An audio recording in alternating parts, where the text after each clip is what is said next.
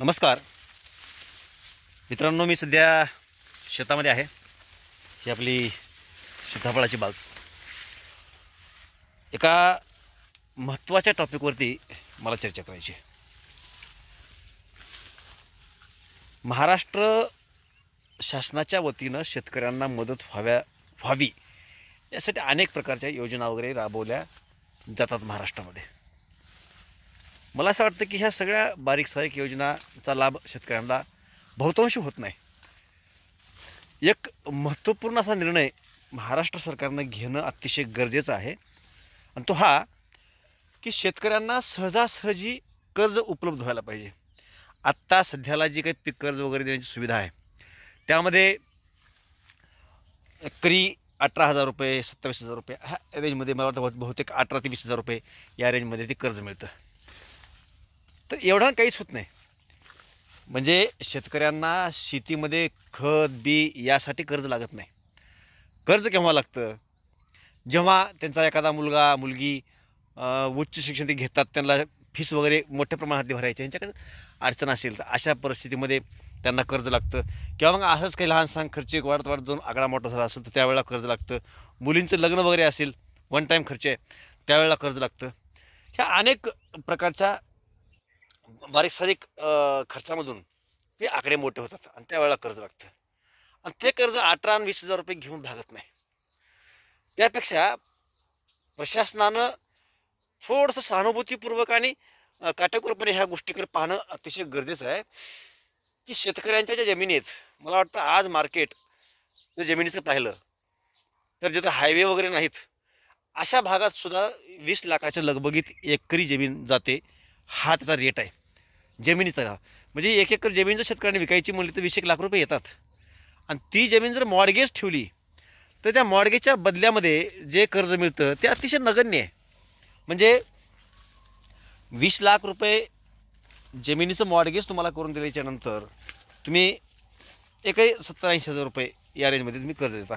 आणि तेही फक्त काही ज्या राष्ट्रीयकृत बँका आहेत त्या तर फिरकू पण देत नाहीत, परंतु HDFC, ICICI ह्या अशा काही बँका आहेत ज्या ते कर्ज देतात. परंतु एवढ्या कर्जानं काहीच होत नाही.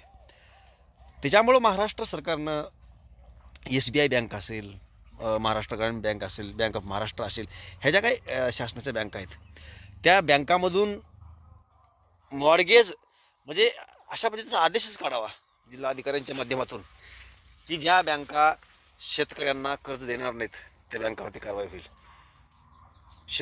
कर्ज घेण्यासाठी तुम्ही जे काही डॉक्युमेंट्स आहेत त्याच्यामध्ये शेतकऱ्याकडून मॉडगेज करून घ्या.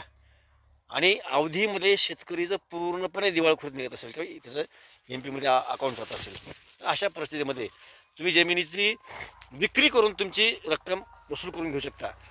अशी त्याला मुभा द्या, हरकत नाही. जे लुच्चे शेतकरी आहेत त्यांच्यामुळे चांगल्या शेतकऱ्याला त्रास होतो ना. म्हणजे काही लोक प्रामाणिकपणे पैसे लोन भरतील ना, आज 3 रुपये 5 रुपयाचे पैसे त्यांना बाहेरून काढायचे आहेत, ते वाचतील यांचे.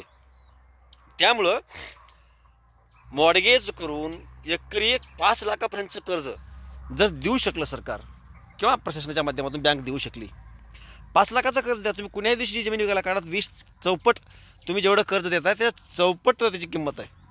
आणि तुम्ही 5 वर्षाच्या परतफेडीसाठी दिलं असेल तर त्या प्रमाणामध्ये 5 लाखाचे किती रुपये होणार आहेत?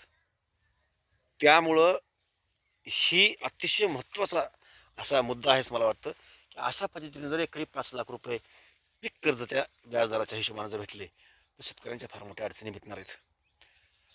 कुठल्याही बँकेला गेलं की तुमचं सिबिल नाही, एखाद्या वेळेला सिबिल असतं तर मग जमीन तुमच्या नावानं नाही, ती वडिलांच्या नावानं आहे, मग तुमच्या नावानं करून घ्या. कुठं नाताच्या नावानं एखाद्या दिवस कर्ज घ्यायचं असतं, जमीन आजोबाच्या नावानं असते, ती जमीन नावानं करून घ्या. कर्जासाठी जमीन नावानं करून घेणं शक्य नाही. पण आजोबाचं सहमती देत असतील किंवा कर्ज ह्याला द्या, हे माझी जमीन मी मॉडगेज करून द्यायला तयार आहे, तर अशा परिस्थितीमध्ये कर्ज द्यायला काय अडचण आहे. परंतु इतके रूल अशा पद्धतीचे की कुटुंब व्यवस्थेमध्ये त्याचा परिणाम व्हावा. त्यामुळं थोड्या बहुत प्रमाणामध्ये काही सुधारणा होऊन एकरी 5 लाख रुपये या प्रमाणामध्ये मॉडगेजच्या बेसवरती कर्ज देण्यात यावं. आणि तेही कुठल्या प्रकारचं सिबिल वगैरे चेक न करता. तुम्ही सिबिलच्या बेसवरती कर्ज देण्यात गेलेत, तुम्ही 1 एकर जमिनीचं व्हॅल्युएशन जे 20 लाख रुपये आहे ती जमीन तुम्ही लिहून घेताय आणि त्या बदल्यामध्ये तुम्ही 5 लाख रुपये देताय. या एवढ्याच एका निकषावरती कर्ज वाटप व्हावं असं मला वाटतं. या बाबतीमध्ये शेतकरी म्हणून एक सामान्य नागरिक महाराष्ट्रातले नागरिक म्हणून तुम्हाला काय वाटतं? तुमच्याही प्रतिक्रिया निश्चितपणे कळवा. म्हणजे ह्या चळवळीला आणखीन आपल्याला थोडंसं पुढे नेता येईल का? शक्य झालं तर आम्ही संबंधित जिल्हाधिकारी वगैरे यांनासुद्धा भेटू. काय होतं की आम्ही एखाद्या वेळेला गेलो, एखाद्या अधिकाऱ्याला बोलायला गेलो तर आमच्याकडेही थोडंसं फुटेज लागतं की बाबा अनेक लोकांच्या अशा प्रतिक्रिया आहेत, तुम्ही पहा.